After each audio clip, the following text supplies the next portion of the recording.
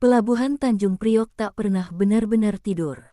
Bahkan saat malam turun, suara besi beradu, klakson truk, dan teriakan buruh masih saling bersahutan.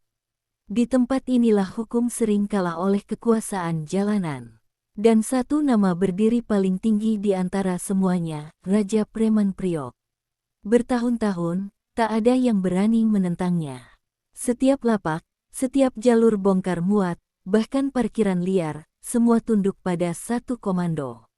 Bukan karena aturan tertulis, tapi karena rasa takut yang sudah mendarah daging. Siapa yang melawan, biasanya tak pernah terdengar lagi kabarnya. Namun jauh dari hiruk-pikuk pelabuhan, di sebuah sudut Cimahi, ada seorang pria yang hidupnya justru berjalan sebaliknya, tenang, tertutup, dan nyaris tak dikenal. Warga sekitar hanya mengenalnya sebagai jawara kampung, sosok pendiam yang jarang bicara tapi selalu disegani.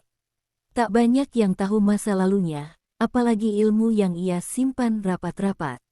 Nama Ajian Brajamusti hanya dibisikkan dari mulut ke mulut, seperti legenda yang tak pernah benar-benar dibuktikan.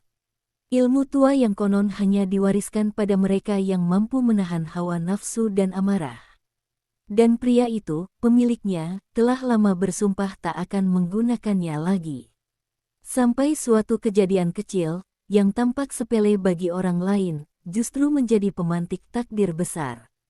Sebuah pertemuan tak disengaja, sebuah ketidakadilan yang tak bisa ia abaikan, dan sebuah nama dari Priok yang akhirnya sampai ke telinganya.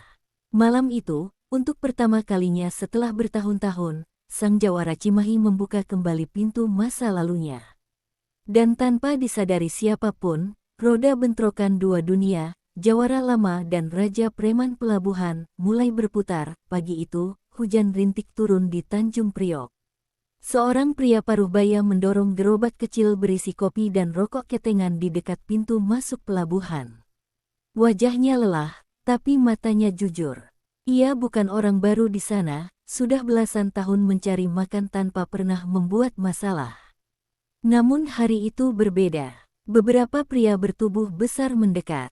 Bukan buruh, bukan petugas. Cara jalannya saja sudah cukup membuat orang lain menyingkir. Tanpa banyak bicara, salah satu dari mereka mengetuk keras gerobak si penjual. Setoran naik, ucapnya singkat, datar, seolah sedang membicarakan cuaca. Si penjual terdiam. Ia mencoba menjelaskan bahwa dagangannya sedang sepi, hujan, kapal pun tak banyak bersandar. Tapi kata-katanya dipotong. Nada suara berubah.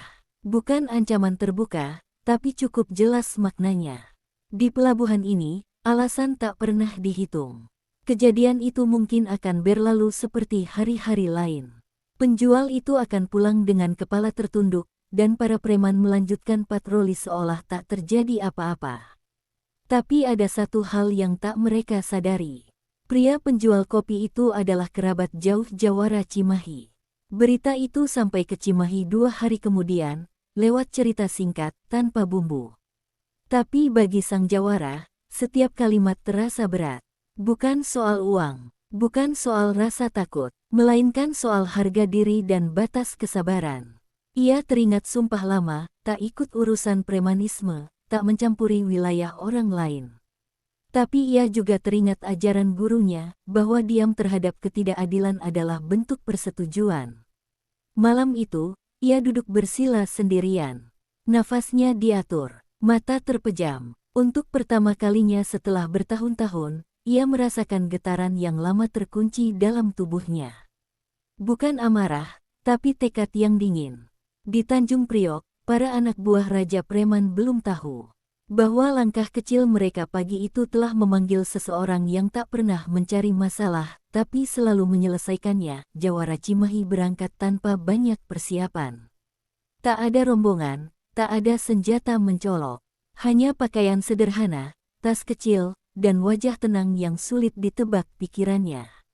Ia paham betul satu hal. Masuk ke wilayah orang lain berarti siap menanggung akibat apapun. Perjalanan menuju Jakarta ia lalui dalam diam. Di dalam kendaraan umum, ia lebih banyak menatap keluar jendela. Bangunan demi bangunan berganti, tapi ingatannya justru melayang ke masa lalu, masa ketika namanya pernah disebut dengan nada takut, bukan hormat. Dulu, ia juga bagian dari dunia keras. Dunia di mana kekuatan ditentukan oleh keberanian dan pengendalian diri. Tapi sejak meninggalkan itu semua, ia memilih hidup sederhana. Karena itulah, keputusannya datang ke Tanjung Priok bukan soal unjuk kekuatan, melainkan menarik garis batas. Sesampainya di Jakarta Utara, hawa pelabuhan langsung terasa berbeda. Udara berat, tatapan orang-orang waspada. Di sini, orang asing mudah dikenali. Dan setiap orang asing selalu diawasi. Ia tak langsung menuju pusat kekuasaan Raja Preman. Sebaliknya, ia memilih duduk di warung kecil, mendengar, mengamati. Dari obrolan buruh, sopir, dan pedagang kecil, satu pola muncul jelas, semua tahu siapa penguasa pelabuhan, tapi tak satu pun berani menyebut namanya terlalu keras. Menariknya, beberapa orang mulai memperhatikan kehadiran pria asing itu. Bukan karena penampilannya, tapi karena ketenangannya yang tak wajar. Di tempat seperti Priok, ketenangan semacam itu justru mencolok. Tanpa disadari, kabar tentang orang Cimahi mulai beredar pelan-pelan. Dari mulut ke mulut, sampai akhirnya masuk ke telinga anak buah Raja Preman. Awalnya dianggap angin lalu, banyak orang sok berani datang ke Priok, dan biasanya cepat pulang. Namun sore itu, salah satu orang lama pelabuhan berbisik pada temannya. Orang itu beda, cara duduknya, bukan orang sembarangan. Dan sejak saat itu, langkah Jawara Cimahi tak lagi berjalan sendirian. Ada mata-mata, ada bisikan, ada kewaspadaan. Benturan belum terjadi, tapi ketenangan sebelum badai sudah terasa di seluruh Tanjung Priok. Kabar tentang orang Cimahi akhirnya sampai ke telinga Raja Preman. Bukan lewat laporan resmi, tapi bisikan anak buah yang mulai gelisah. Ada orang asing yang terlalu tenang untuk ukuran Priok. Raja Preman tak langsung bereaksi. Ia justru memerintahkan satu hal sederhana, uji nyali. Sore itu, dua anak buahnya mendekati sang jawara di warung. Nada bicara mereka santai, tapi penuh tekanan. Bukan ancaman langsung, lebih seperti peringatan halus agar orang asing tahu diri. Jawara Cimahi hanya mengangguk pelan. Tatapannya datar, tak menantang, tak pula takut. Sikap itu justru membuat kedua preman saling pandang. Di Priok, orang yang tak bereaksi biasanya punya dua kemungkinan, tak tahu apa-apa, atau sangat tahu apa yang sedang dihadapinya. Dan saat laporan itu kembali ke Raja Preman, satu kalimat membuat suasana berubah, "Bos, dia nggak seperti yang lain." Ujian pertama selesai, dan Raja Preman mulai sadar ini bukan tamu biasa. Malam turun di Tanjung Priok, tapi suasana justru makin panas. Obrolan tentang orang Cimahi menyebar cepat di kalangan buruh dan anak buah pelabuhan.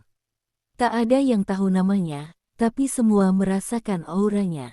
Raja Preman akhirnya bertanya langsung pada orang lamanya, orang yang sudah puluhan tahun hidup di dunia keras. Jawabannya singkat, tapi berat, "Bos, ini orang lama. Bukan cari ribut, tapi kalau bergerak biasanya selesai."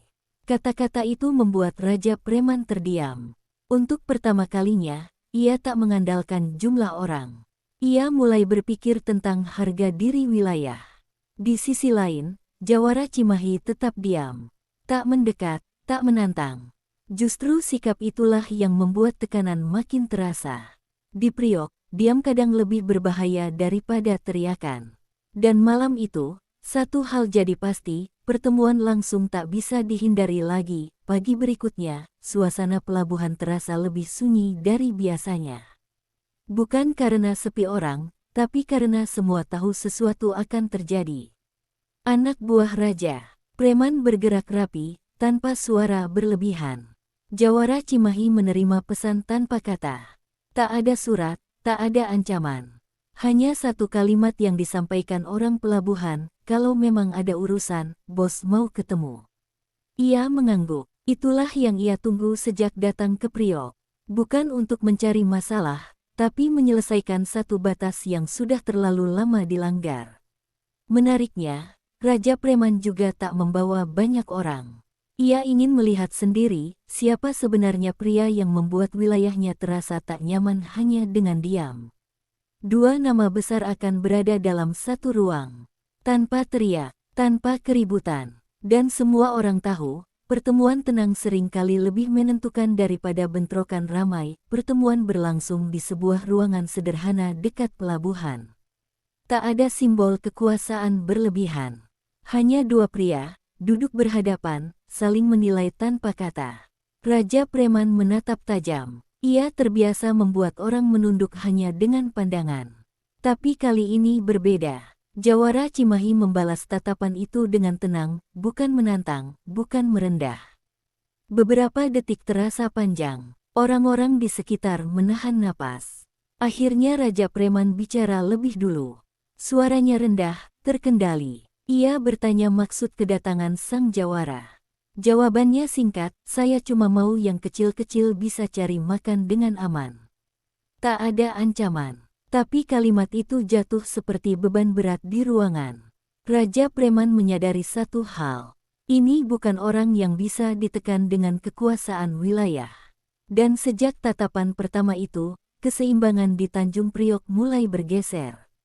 Suasana masih tenang, tapi ketegangan terasa jelas.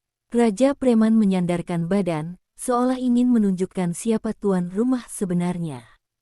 Ia bicara soal aturan wilayah, soal keteraturan yang selama ini ia jaga. Jawara Cimahi mendengarkan sampai selesai. Lalu ia bicara pelan, nyaris datar, aturan boleh ada.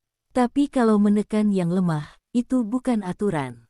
Kalimat itu sederhana, tapi menghantam. Beberapa orang di ruangan saling melirik. Ini pertama kalinya ada yang berani menyebut batas, langsung di hadapan Raja Preman.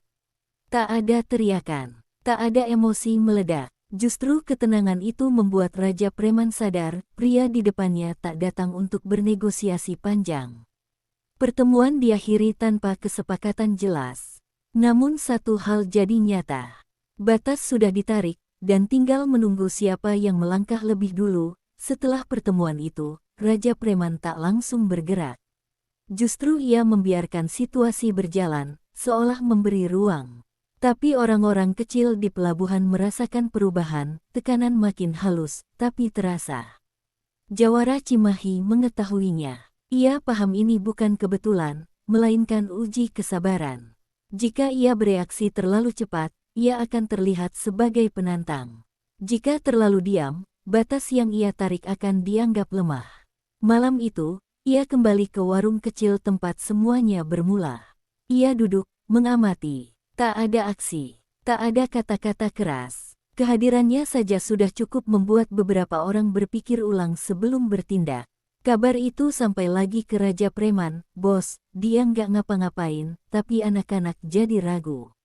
Dan di dunia kekuasaan jalanan, keraguan adalah awal runtuhnya kendali.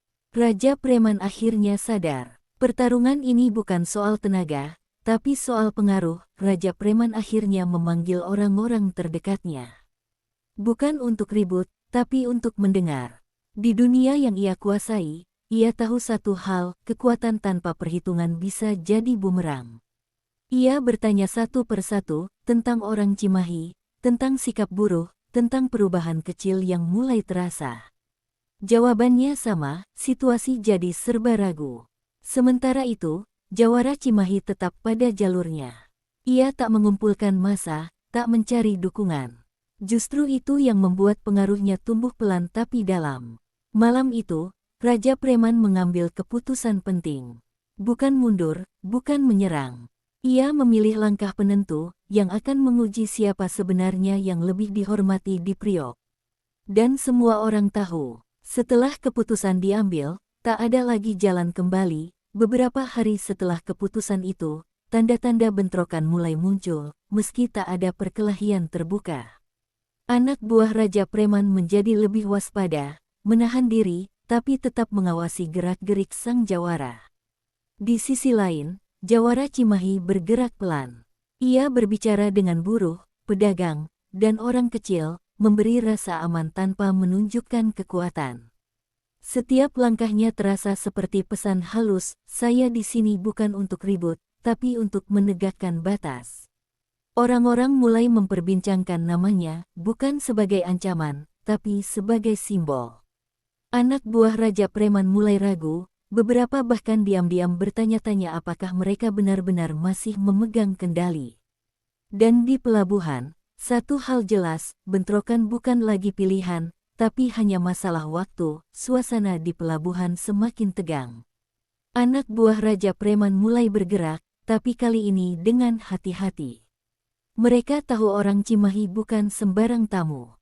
Jawara Cimahi muncul di titik rawan, tepat di jalur buruh yang selama ini sering ditekan. Ia hanya berdiri, menatap, tanpa suara. Tapi tatapannya cukup membuat beberapa orang mundur satu langkah. Raja Preman akhirnya turun sendiri. Tatap mata mereka bertemu, bukan dengan teriakan, tapi dengan intensitas yang membuat semua di sekeliling menahan napas. Ini bukan lagi uji nyali. Ini konfrontasi yang menentukan siapa yang memegang kendali di Priok. Matahari sore mulai tenggelam, menyorot pelabuhan dengan cahaya kemerahan. Suara kapal dan klakson berbaur dengan angin yang membawa aroma laut. Semua orang, dari buruh hingga anak buah Raja Preman, berhenti sejenak dan menatap ke arah yang sama, dua sosok yang akan menentukan nasib Priok. Raja Preman berdiri dengan tubuh tegap, dada sedikit maju, menandakan kekuasaan yang selama ini tak terbantahkan. Di hadapannya, Jawara Cimahi berdiri tenang, wajah datar, tapi matanya tajam seperti menembus hati. Tak ada kata yang terucap, hanya diam, tapi ketegangan mengalir seperti listrik di udara. Orang-orang di sekitar menahan napas. Anak buah Raja Preman merasa ragu, ini bukan pertemuan biasa. Mereka pernah melihat pria kuat dan berani, tapi ketenangan Jawara Cimahi menghancurkan rasa takut mereka sendiri. Sebaliknya, buruh dan pedagang kecil yang biasanya menunduk mulai merasa aman, seolah ada pelindung yang tak terlihat berdiri di tengah mereka. Raja Preman akhirnya memecahkan keheningan. Suaranya rendah, tegas. Kau datang ke wilayahku, katakan maksudmu, atau pergi. Jawara Cimahi menatap sejenak, lalu menjawab dengan suara yang tenang tapi pasti. Saya tidak datang untuk menaklukkan. Saya hanya ingin yang lemah bisa bernapas. Yang kecil bisa berdagang tanpa takut.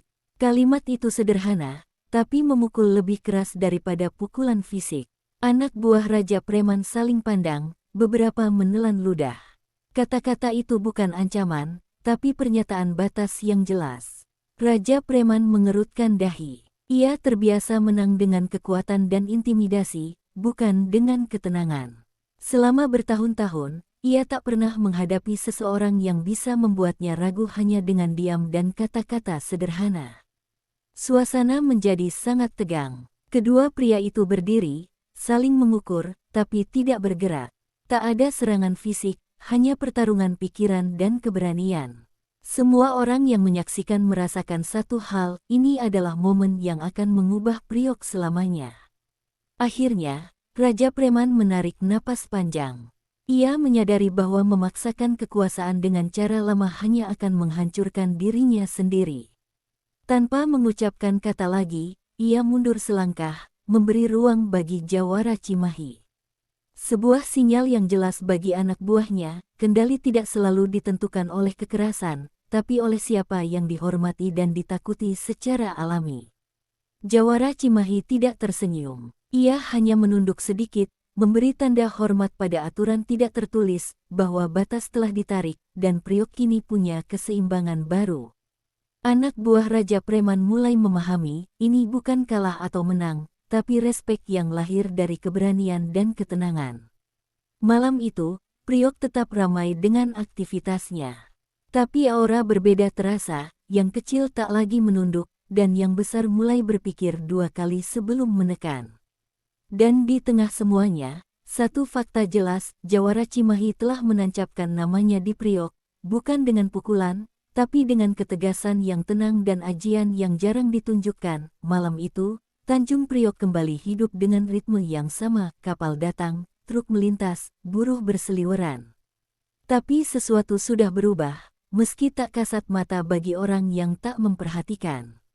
Udara pelabuhan kini mengandung ketenangan baru, rasa hormat yang lahir dari pengalaman langsung, bukan dari ancaman.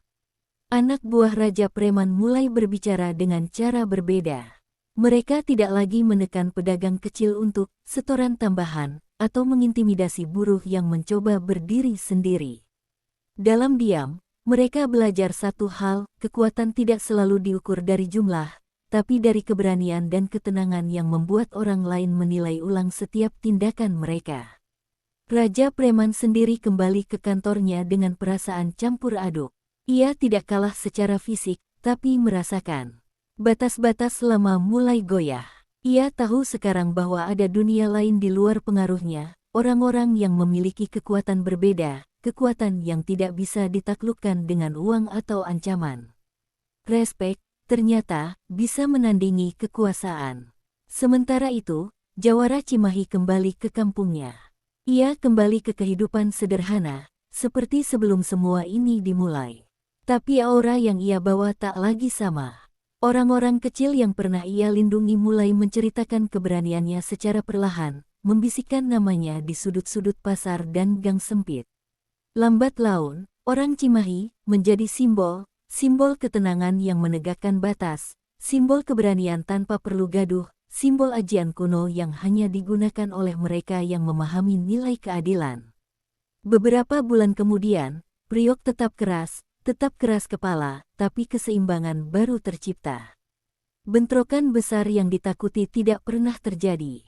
Anak buah Raja Preman belajar menyesuaikan diri, bukan karena takut, tapi karena respek. Pedagang kecil mulai berdagang dengan tenang, buruh merasa lebih aman.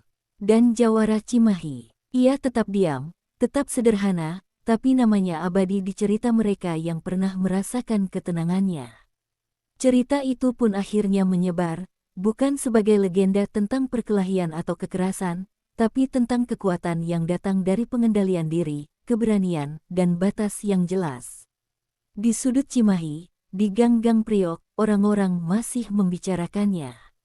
Kadang dengan rasa kagum, kadang dengan rasa takut yang sehat, tanda bahwa dunia keras pun bisa berubah, jika ada yang berani menegakkan aturan dengan cara yang berbeda.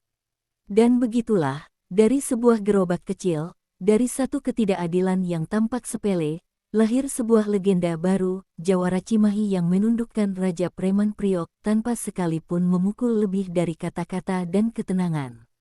Di antara riuh pelabuhan dan kesibukan kota, satu hal tetap abadi, respek yang benar-benar diperoleh akan bertahan lebih lama daripada kekuasaan yang dipaksakan.